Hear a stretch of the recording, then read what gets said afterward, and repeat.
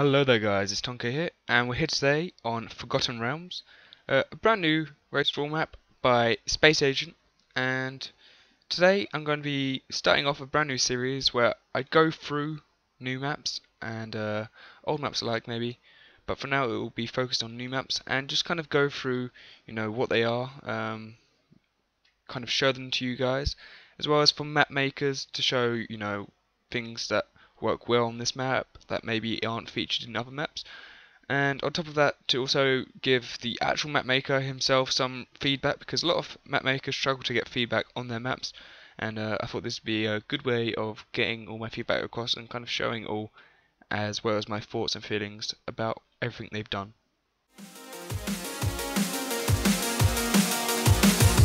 I'm on fire. You take me higher. Let's make the night and kiss the day. You're my desire. I feel fire. Let's kiss the night and kiss the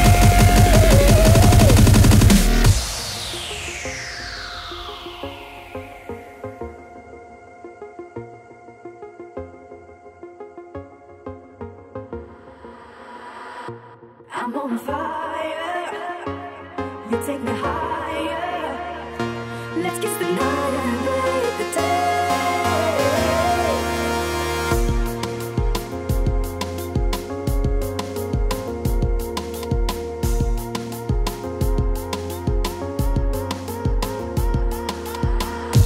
I'm on fire. You take me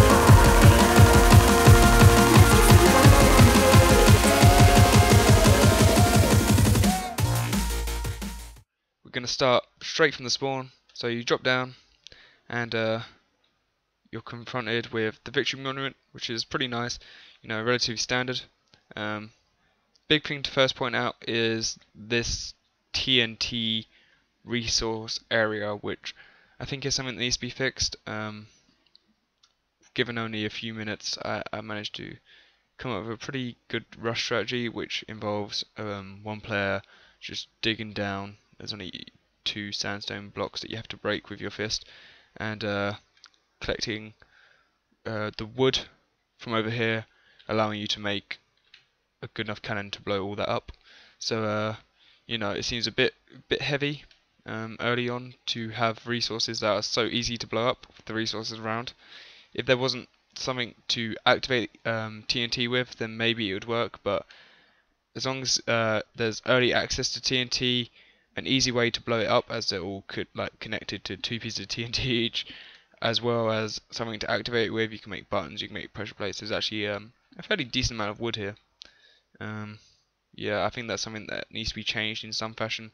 There's kind of multiple fixes that can be used here. Either removal of the TNT, removal of the wood, and just make it so activating TNT is a lot harder. Although there are multiple ways to really activate TNT, so that would probably be quite a hard option. Or just kind of it could be even moved or separated into smaller chunks, rather than having all of them in one place, so that when you hit one it blows all of them up. If they're into like little segments here and there, then that could work equally as well. Moving on, the resources at the start are pretty bare. There's only 2 chests, and that consists of just the 2 kind of weird combos where the only items you get are 2 iron swords, 2 bows, and 2 stacks of arrows, and 4 golden apples. There's not actually any more food, and that is something.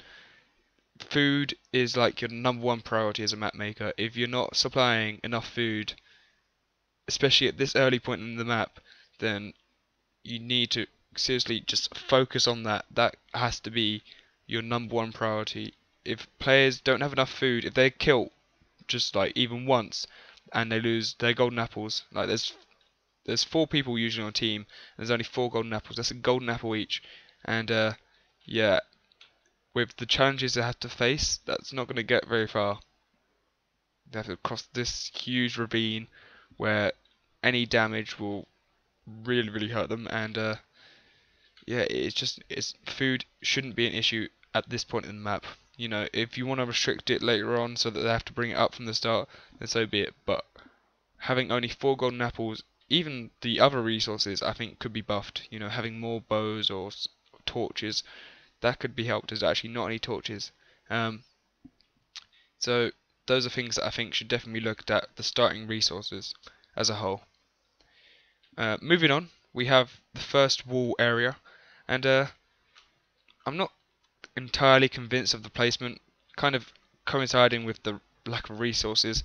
You know, you're instantly being thrown into a wall where you only have a sword, a bow, and arrows, and I assume most players, teams, and stuff will have to just completely skip it out and build their way across using probably what I'd have to assume the only building material around is sand that can be turned into sandstone. I think this is going to be a really tricky first part, especially I don't know. I think if one team loses like a single bow, then they're going to be a huge disadvantage at this point, since the progress is going to be really slow getting across here if you're going to be using the sand to get across. Moving on, this part's quite cool. Water breathing potion, splashing down, connected to a large water area. Something I'd like to see used more. You know, along with boats, underwater is something that is really kind of not used much in Race War, and it'll be interesting to see if that comes more into play now with the new mobs coming out for water specifically. But yeah, it was quite nicely designed. It could be worth having some night vision around here.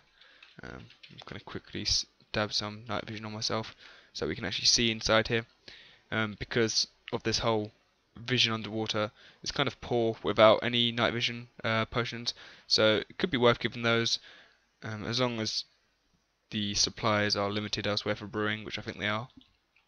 Moving on, there are a few bits and bobs of armor and other joys, and if players get down, then they are rewarded with the second war area, which is just hidden under some lava. I don't know how tricky that's going to be. There are some spawners as well, so that does spice things up, but I feel like a simple placement of some sort of block that will unleash the water flow, and maybe not at this point, but definitely at a point like this where there are blazes, water can really, you know, just give you a massive boost. By placing anything at any of these points where the water's been forced to stop, it will just flow down, and all this lava obstacles will kind of be nulled to some extent. But it'll still be pretty tricky, and I don't know, I feel like something more could be added here. If we quickly head back towards the first wall area, we will see, we'll kind of go through it. So I quite like this wall actually. I think it has a lot of potential, but at the moment it struggles from its placement, in my opinion. How it works is it's kind of a PvE mostly wall with a heavy PvP aspect, I guess, with the ups and downs. So you go up and down, and there's a lot of mobs in the way. I feel like this style of PvE kind of dungeon works really well, and it's something that I think is a really big positive in the map, and something that could be used elsewhere. One issue that I found around here, not the biggest of issues, is it this one? I can't remember which side it was. Yeah, this one. So ignite charge and ignite shot, where it's kind of been flipped, the signs, I guess. It led me to some confusion, let's say. And I think, what side am I on? I'm on right, okay. With the supplies you receive, you know, connected to some TNT blocks, like, I don't think the placement of the TNT kind of on resources is very well done. It's something that could be worked on more, because with the TNT around, you're instantly just giving up those 4 iron blocks, and these are heavy resources for, like, to be given just to blow up. You know, it's really giving a team a huge advantage. If one team can get rid of those 4 iron blocks, another 4 iron blocks, a diamond block, 2 gold blocks, your advantage is huge. You're having like pretty much a whole team worth of iron there and diamond. And that's really going to give you a huge advantage, especially if you're not even getting past, this first wall area. The whole rest of the map can be decided by like not even past the first kind of obstacle. Um, Otherwise than that, I think the first wall in itself works really well. It's something I'm really impressed with in this map, and I don't know. I think it's a new challenge that hasn't really been offered so much before. It is quite long with the ways getting up and down. It'd be interesting to see how if players opt to dig, place blocks, or ladder up, or whatever they choose to do. Maybe even Icarus with the amount of TNT climbing equipment is available with sand and ladders, but they won't get you the whole way. It is quite a lot of dropping and falling. But I think it's quite a nice one. I'd be interested to see where it goes from here. I would like to see it kind of change, especially for that TNT with the resources. So we've already shown the second warrior, another cannon, another same problem I believe. I think it's actually the different side this time though. Strangely enough, yeah, ignite shot. Oh no, it is right on this side. Is it wrong on this side? Ignite charge, ignite shot, yeah. So once again, just a signage issue, should be a really easy fix. Moving on, we got a nice, it's really nice look in this map. I like the different use of biomes, it's not perfect, but as kind of like a first time map maker, as I believe Space Station is, he really has kind of used a lot of different biomes, a lot of different feels, you got the water, the lava, big trees, a lot of different levels. It's always up and down. I don't know. I feel like often on race wall maps it can be very flat, and it does slow down PvP a bit, I guess, as people won't be able to shoot each other as much. But I don't know. It's definitely something new with all these different levels. Now moving on, once again, more resources, more TNT covered, and yeah, in here there's even some more resources. Once again, no food. We need food in this map. We need food to eat.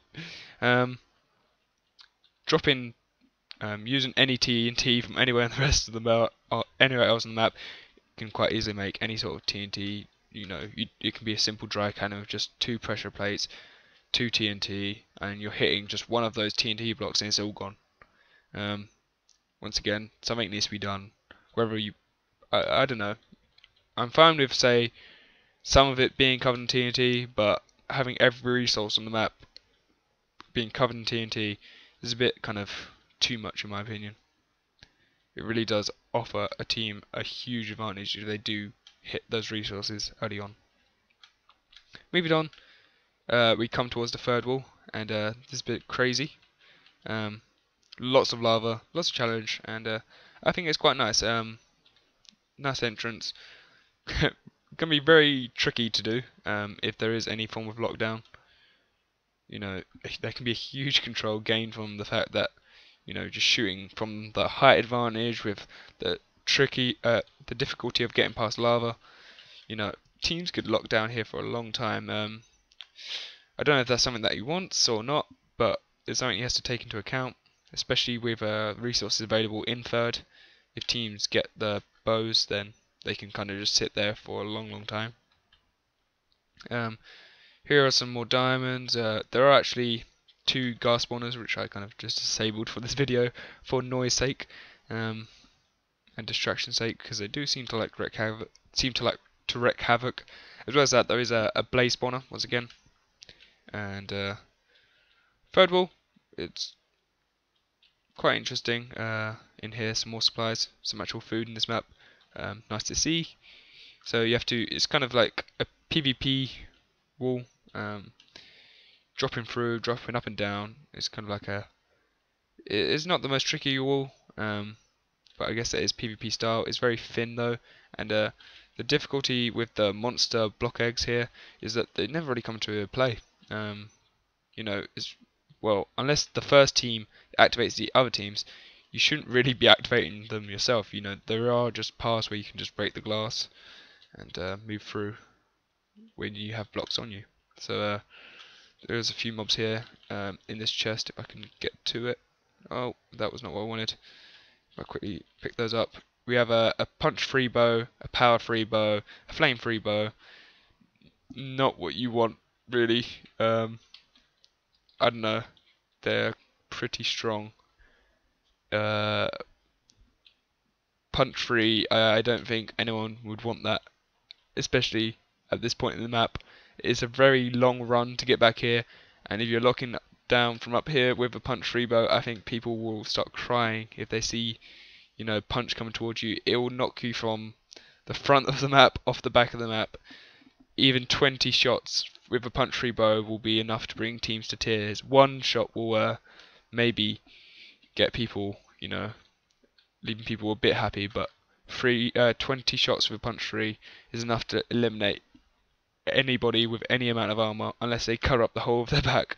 Power free, not so much if it was maybe slightly more worn or something, because it's not like there's a huge difficulty getting to it.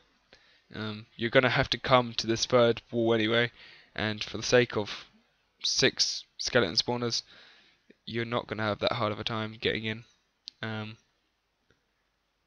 Coming through to the end of the third wall, through here in these 2 resource chests, we have a lot of ladders and a lot of resources. It's quite a nice addition, quite like this, and you just have to build your way up of some sort and get into the wall box. That is the main bulk of the map. There are, once more down here, some more gas spawners, as well as a bunch of resources. Could be a chance for actual like kind of iron mines being used. There's a lot of iron here. Could give teams the chance to bring back that iron that may have been blown up elsewhere, but you don't want to force teams to be sent to the mines whilst the other team has like all of their iron resources available. You know, they shouldn't be losing it if there's no pressure, because they have to send a couple of people down to try and, you know, even out the resource shape. So that's the general breakdown of the map, guys. I hope you enjoyed it. I hope it was useful in all sorts. I think this map does have talent. It has, you know, a future to it, but I feel like it needs a lot of work before it reaches its full potential. It has a lot of newish concepts, I'd say, that I'd like to see more in other maps. A lot more water play would be cool. Maybe not so big, but it's pretty huge. And things to be worked on: resources. That seems to be the biggest issue. Slight issues with signs. You can tell where the map's kind of been mirrored. I think it's even clear here. Rules, kind of back to front. Other than that, the map generally flows well. I think it's a very good base structure for a map, and I'd like to see this map be worked on rather than a fresh one be completely made. But I think it just needs a bit of work, and it'll be able to be a pretty good level and a nice map to be added to the pool of maps that we have. This has been Tonka, guys. I hope you enjoyed. Peace.